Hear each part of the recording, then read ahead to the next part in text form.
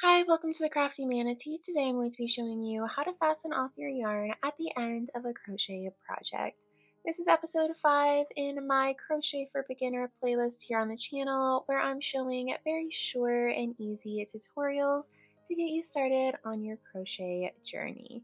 Before we get started today, make sure to like this video and subscribe to the channel for more crochet patterns and tutorials, and share this video with a friend who you think might also enjoy learning how to crochet.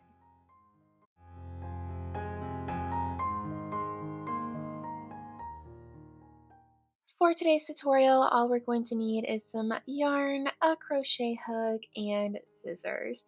Today I'm using worsted weight yarn, but you can use any yarn that you would like. Just make sure to use the hook that goes along with that yarn. So all yarn packaging should have a description here that shows you what size hook you need to use for that yarn. And in this case, it calls for a USI or a 5.5 millimeter crochet hook, so that is exactly what I have here. We'll also need a pair of scissors for cutting off our yarn at the very end of our project. Like I mentioned, this is episode 5 of my Crochet for Beginners playlist. So in the other videos, we have already learned how to make a slip knot, a chain, how to single crochet into a chain, and how to single crochet all other rows of your project. So if you need a refresher on any of those topics, go ahead and check out the other videos. But other than that, we're going to go ahead and fasten off our yarn.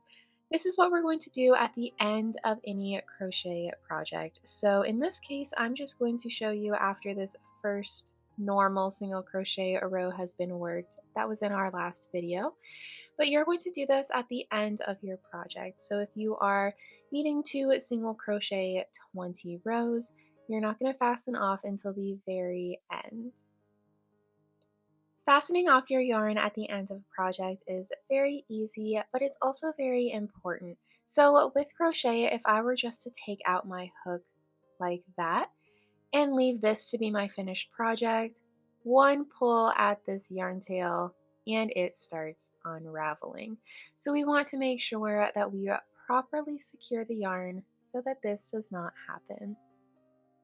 To fasten off the yarn, all we need to do is yarn over. So wrap that yarn around your hook like that. And then pull that yarn over through the loop on your hook. And now we can cut the yarn tail off. You usually want to make sure that you leave a few inches so that you can tuck it in at the end. Cut that yarn tail off. And then we can just pull the loop through. And as you can see, it's no longer going to unravel if we pull on that yarn tail. Thanks for watching today's video. I hope you enjoyed learning how to fasten off your yarn at the end of a crochet project. Make sure to stick around for more beginner-friendly patterns and tutorials coming very soon. Bye!